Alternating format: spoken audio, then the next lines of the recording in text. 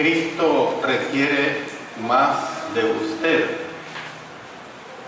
Voy a avanzar esta enseñanza del libro de Apocalipsis en el capítulo 2, los versos 1 hasta el 7.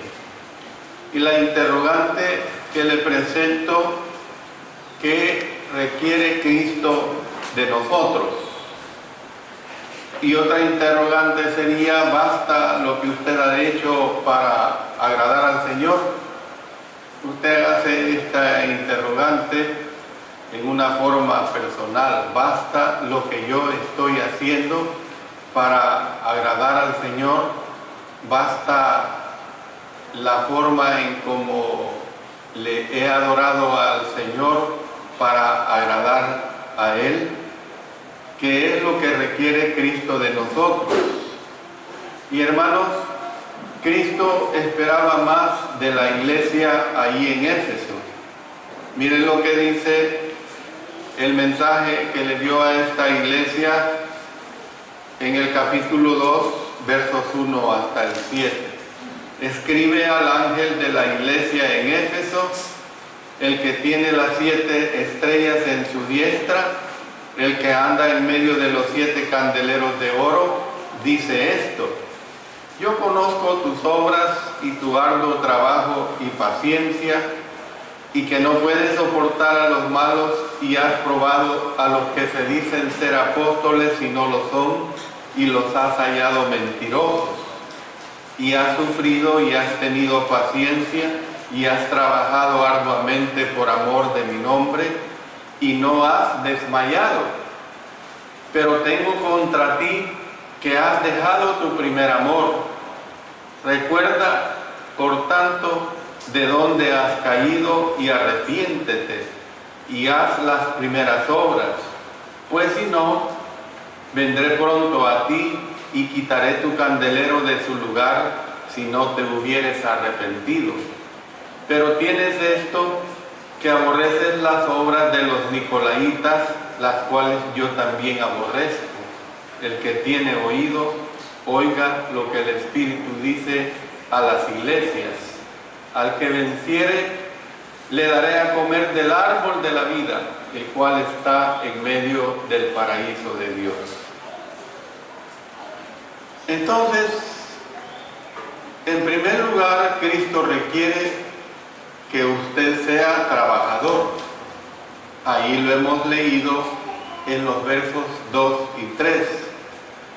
Aquí se nos presenta que los efesios trabajaron duro para el Señor.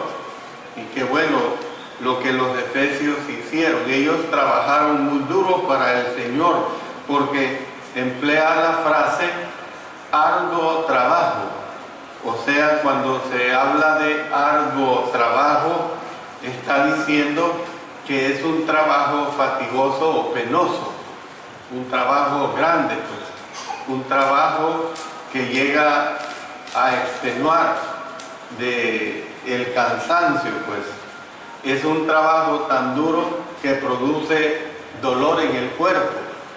Yo creo que a lo mejor la mayoría de nosotros hemos experimentado esta situación, si no continuamente, pero ocasionalmente, cuando se ha trabajado físicamente más de lo normal, y no necesariamente en el aspecto del trabajo físico, sino en el trabajo mental, porque también el trabajo mental agota las fuerzas de nuestro cuerpo. Entonces, este arduo trabajo, hermanos, es la descripción, por ejemplo, de aquellos pescadores que trabajaron toda la noche. Miren lo que dice en Lucas capítulo 5, verso 5. Respondiendo Simón, le dijo: Maestro, toda la noche hemos estado trabajando y nada hemos pescado, mas en tu palabra echaré la red. También, hermanos, es como el trabajo de Epafras, que se describe en Filipenses capítulo 2, versículo 30.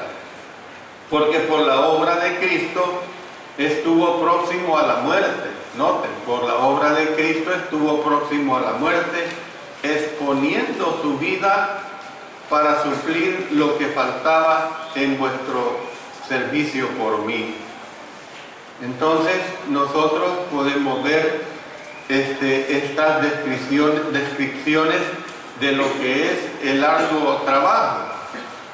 Y la pregunta es, ¿estamos trabajando nosotros arduamente para Cristo?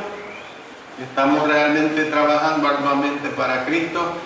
No podemos ser salvos por obras, eso es evidente, es una enseñanza escritural, pero no podemos ser salvos tampoco sin trabajar, ¿ves? Es decir, no podemos ser salvos si no hacemos nuestra parte que nos corresponde en cuanto a la obra de nuestro Señor. Por eso ahí en Efesios, en los capítulos 2, versículos 2 y 3, allí notamos que los efesios perseveraban para el Señor.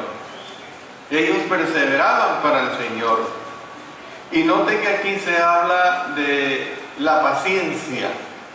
La paciencia es la virtud de soportar una carga pesada sin rendirse. Esto es bien interesante, soportar una carga pesada sin rendirse. Hay ejemplos bien notorios de esto. Si usted ha caminado por montañas, allí en esas montañas se ven a hombres y mujeres. Usted camina nada menos aquí por nuestro volcán de San Salvador. Usted, y a lo mejor algunos y muchos de ustedes lo han hecho, siendo que muchos de ustedes son originarios de ese volcán. Ahí se ven hombres y mujeres caminando con una gran carga cuesta arriba, hermano. Y no es una cuesta, son 12, quizás hasta 15 kilómetros cuesta arriba. Entonces hay que tener bastante fuerza para levantar esta gran carga. Pero cuesta mucho más andar una larga distancia con ella. Yo al menos, yo no pudiera caminar ni siquiera 10, 15, 20 metros porque no ha sido ese mi estilo de vida. Bueno, ¿por qué estoy ilustrándolo con esto, hermano? Porque la paciencia incluye esta idea de resistencia y perseverancia. La paciencia incluye precisamente esta idea de resistencia y de perseverancia. Muchas veces nos podemos dar cuenta que las cosas en nuestras vidas o en mi vida, aplicándolo a mi condición o su situación personal, muchas veces usted se puede dar cuenta que las cosas no caminan como uno quisiera, como uno desea. Entonces aquí se estaba hablando a nuestros hermanos en Éfeso, en este mensaje que se le transmite por el ángel al apóstol Juan en esta visión, la virtud que tiene la paciencia, pues. La paciencia incluye pues, precisamente la idea de resistencia, la idea de perseverancia. Job, hermanos, es ejemplo de paciencia. Nos enseña la palabra de Dios, dice en Santiago 5:11, he aquí tenemos por bienaventurados a los que sufren. Habéis oído de la paciencia de Job y habéis visto el fin del Señor, que el Señor es muy misericordioso y compasivo. Job perdió sus riquezas, perdió sus hijos y perdió su salud. Fíjense bien, perdió tres cosas importantes en su vida: riquezas, hijos y salud. Pero siempre persistió en su deseo de vivir para Dios. Él nunca hizo a un lado su deseo de vivir para Dios. no debemos desmayar si nosotros, hermanos, queremos el premio. Dice el apóstol Pablo, no nos cansemos pues de hacer el bien, porque a su tiempo segaremos si no desmayamos. A su tiempo segaremos si no desmayamos. Gálatas capítulo 6, versículo 9. En la vida podrán venir tormentas, en la vida podrán venir situaciones embarazosas, situaciones conflictivas, situaciones personales, situaciones familiares, situaciones matrimoniales, situaciones también laborales, situaciones de estudio de diversa índole, de acuerdo a cómo usted desarrolla su vida. Pero la palabra de Dios a través del apóstol Pablo es clara: no nos cansemos pues de hacer el bien, porque a su tiempo segaremos si no desmayamos. Entonces nosotros tenemos que ver pues que hay que resistir al diablo con paciencia. El apóstol Pedro dice: sed sobrios y velad, porque vuestro adversario el diablo, como león rugiente, anda alrededor buscando a quien devorar, al cual resistid firmes en la fe, sabiendo que los mismos padecimientos se van cumpliendo en vuestros hermanos en todo el mundo. Primera Pedro, capítulo 5, versos 8 y 9. Entonces, tenemos que, aquí se da la mejor aplicación, que resistir al diablo con paciencia. Servir a Dios no es como correr, hermanos, 50 metros.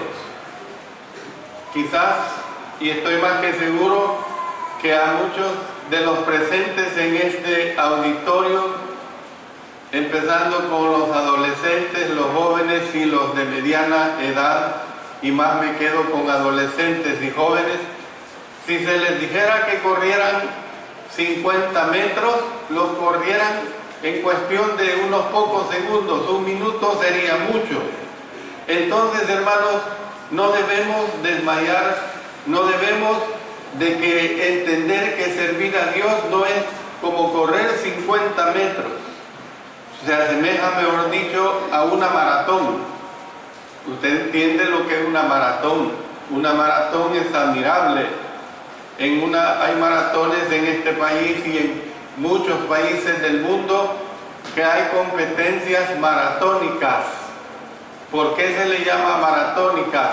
Porque hombres y mujeres que se inscriben, lo hacen por cientos o a miles, corren 15, 20, 25 kilómetros en esa competencia maratónica. Pues, hermanos, cuando hablo de resistir al diablo con paciencia, se asemeja precisamente más a un maratón. Y sabemos, hermanos, que los que no persisten en la fidelidad van a sufrir consecuencias verdaderamente terribles. Miren lo que dice Hebreos capítulo 2, versículos 1 hasta el 3.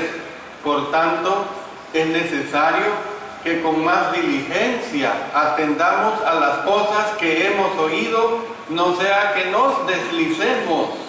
¿Ven?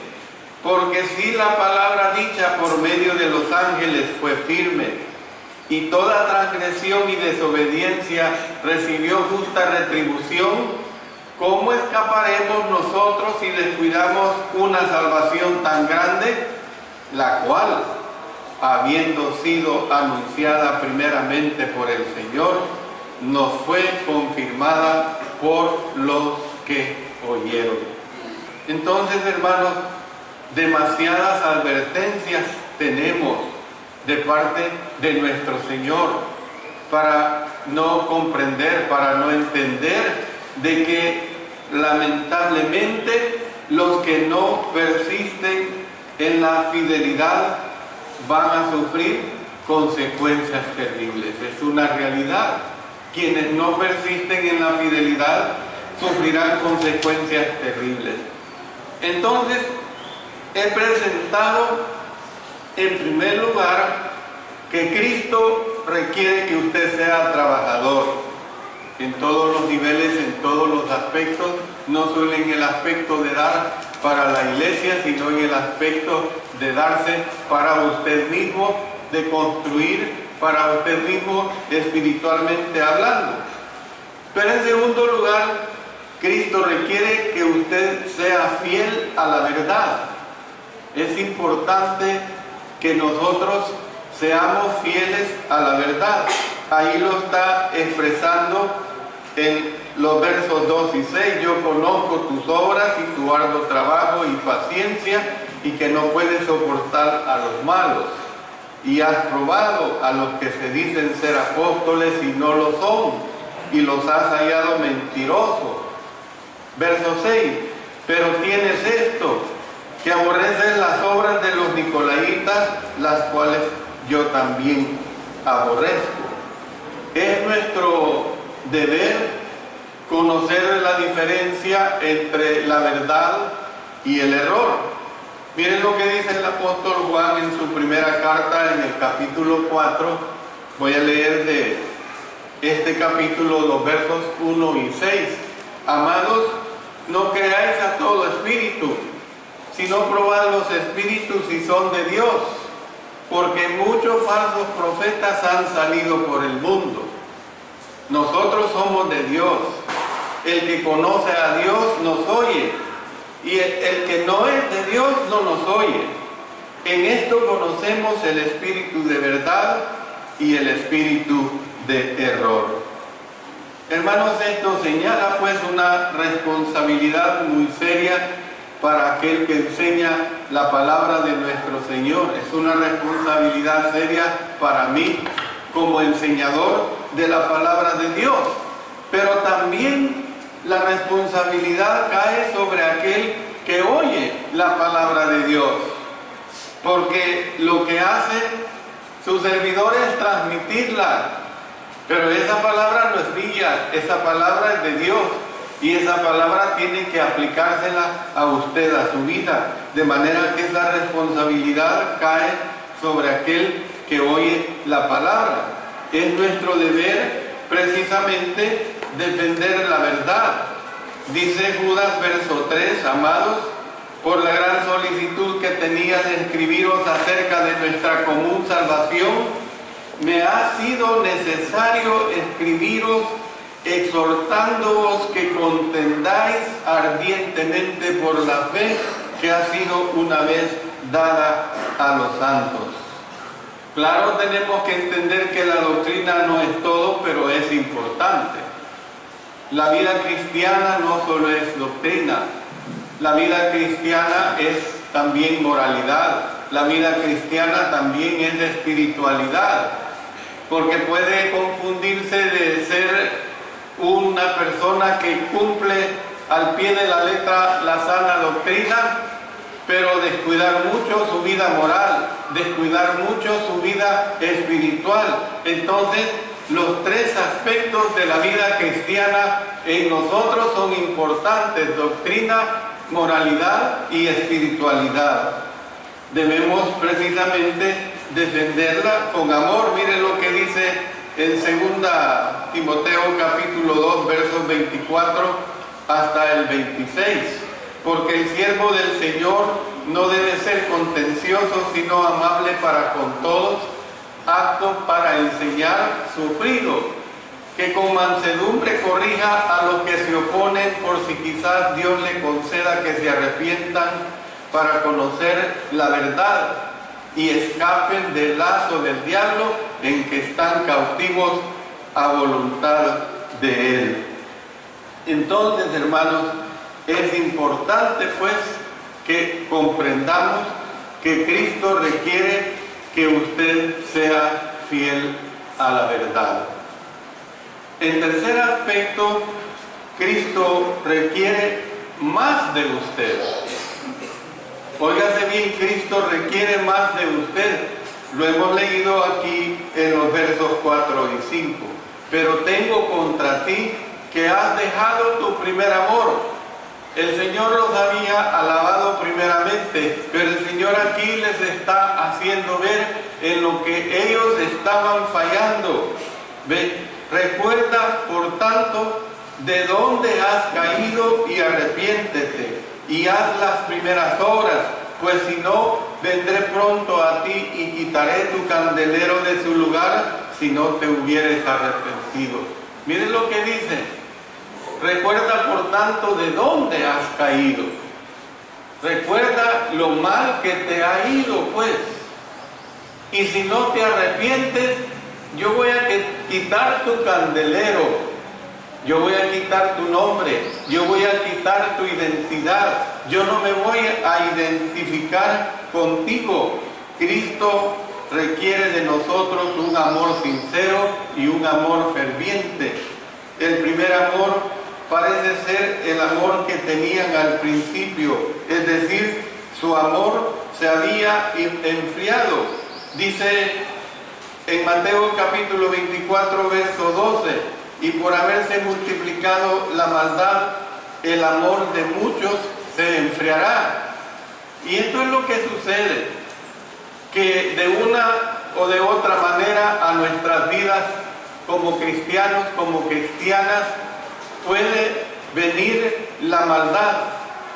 El haberse multiplicado esta maldad, el amor de muchos se va a enfriar. A usted le pueden estar presentando en su trabajo, en el colegio, en el vecindario, cosas agradables, cosas bonitas, pero ahí es donde se está multiplicando esa maldad. Y precisamente el amor de muchos se va a enfriar. ¿En qué sentido? Se va a enfriar en el sentido netamente espiritual. Por eso, hermanos, tenemos que entender que el amor perfecciona nuestra relación con Dios y con nuestros hermanos. Dice en Colosenses capítulo 3, verso 14, y sobre todas estas cosas, vestíos de amor, que es el vínculo perfecto. Sobre todas estas cosas, vestíos de amor, que es el vínculo perfecto. El amor, nos presenta la palabra de Dios, es el camino más excelente. Y ahora permanecen la fe, la esperanza y el amor. Estos tres, pero el mayor de ellos es el amor. 1 Corintios capítulo 13, versículo 13. Entonces, hermanos, es importante que si el amor es el camino más excelente, ¿para qué? Para tener vida eterna. Porque la lucha suya, la lucha de cada uno de nosotros, es la vida eterna. Nuestra lucha, hermanos, no es una lucha de un club social. Los clubes sociales hacen buena obra, pero esa buena obra es para esta tierra. Y ustedes notarán que cuando un miembro de un club social ha hecho una buena obra, y se llega el momento que fallece, ¿a qué se limitan? Se limitan a decir las buenas obras, pero hasta ahí llega nada más. Fuera de eso, ellos no hablan porque no pueden, no tienen una base de realidad en lo que es la trascendencia hacia la vida eterna. No hablan en ese aspecto. Miren lo que dice en 2 Timoteo capítulo 2, versos 24 hasta el 26. Porque el siervo del Señor no debe ser contencioso, sino amable para con todos, apto para enseñar, sufrido, que con mansedumbre corrija a los que se oponen, por si quizás Dios les conceda que se arrepientan para conocer la verdad. Y luego también tenemos un aspecto muy esencial, hermanos, en Lucas capítulo 10. En Lucas capítulo 10, en los versos 25 hasta el 28. Y he aquí un intérprete de la ley se levantó y dijo para probarle: Maestro, ¿haciendo qué cosa heredaré la vida eterna? Él le dijo: ¿qué está escrito en la ley? ¿Cómo lees? Aquel respondiendo dijo: amarás al Señor tu Dios con todo tu corazón y con toda tu alma y con todas tus fuerzas y con toda tu mente, y a tu prójimo como a ti mismo. Y le dijo: bien has respondido, haz esto y vivirás. Mire, cuando le dice, bien has respondido, haz esto y vivirás, le está hablando de vivirás con una trascendencia hacia la eternidad, no en el sentido de una trascendencia puramente terrenal, sino una trascendencia hacia la eternidad. ¿Por qué? Porque eso es lo que nosotros aquí en esta tierra estamos construyendo. Eso es lo que a nosotros nos interesa. Cristo pues requiere más que aborrecer el error sin el amor. Cristo requiere más que obras sin amor. Es decir, que estas obras no valen nada. Miren lo que dice el apóstol Pablo: si yo hablase lenguas humanas y angélicas y no tengo amor, vengo a ser como metal que resuena o címbalo que retiñe. Y si tuviese profecía y entendiese todos los misterios y toda ciencia, y si tuviese toda la fe, de tal manera que trasladase los montes, y no tengo amor, nada soy. Y si repartiese todos mis bienes para dar de comer a los pobres, y si entregase mi cuerpo para ser quemado y no tengo amor, de nada me sirve. 1 Corintios capítulo 3, versos 1 al 3. ¿Qué es lo que tenemos que entender? Pues que Cristo requiere más que obras sin amor. Estas no valen nada. Dios se interesa no solamente en lo que hacemos, sino también por qué lo hacemos. Dice en 1 Tesalonicenses 1:3: acordándonos sin cesar delante de Dios y Padre nuestro de la obra de vuestra fe, del trabajo de vuestro amor y de vuestra constancia en la esperanza en nuestro Señor Jesucristo. Entonces, ¿qué es lo que nosotros podemos ver, hermanos? Que Cristo requiere más la fe que obra por amor. Es lo único que nuestro Señor Jesucristo acepta. Cristo requiere más que el culto sin amor. Dios, hermanos, odia las alabanzas que no tienen fundamento. Tal culto es un culto completamente vano. Es un culto que no va de acuerdo a la voluntad de nuestro Señor. El profeta Amós dice en los versos 21 y 22 del capítulo 5: aborrecí, abominé vuestras solemnidades y no me complaceré más en vuestras asambleas. Y si me ofreciereis vuestros holocaustos y vuestras ofrendas, no los recibiré, ni miraré a las ofrendas de paz de vuestros animales engordados. Hermanos, tenemos que tener mucho cuidado, porque Cristo requiere más que el culto sin amor. Dios odia tales alabanzas. Tal culto es totalmente en vano. Cristo requiere una adoración en espíritu. Más la hora viene cuando los verdaderos adoradores adorarán en espíritu y en verdad. Cristo requiere más que la obediencia a la forma del Evangelio sin amor. Requiere que haya el amor. Cristo requiere más que servicio a Dios, un amor completamente fraternal. Termino diciéndoles esto, con esta interrogante: ¿ha hecho usted lo que Cristo requiere? Usted lo sabe, hermano. Usted lo sabe, hermano. No lo ha hecho. Si no tiene un verdadero amor, ¿está usted dispuesto a dar a Dios la única cosa que le puede dar, su amor? Usted tiene la respuesta. Cada uno de nosotros tenemos la respuesta en nuestras manos. Si algún hermano, al igual como lo hicieron nuestras dos hermanas al principio, que han reconciliado con nuestro Señor, si alguna hermana más, un hermano más, reconoce que necesita ese verdadero reconcilio con nuestro Dios, hoy es la oportunidad. Aquí está su iglesia reunida y la iglesia puede orar por usted.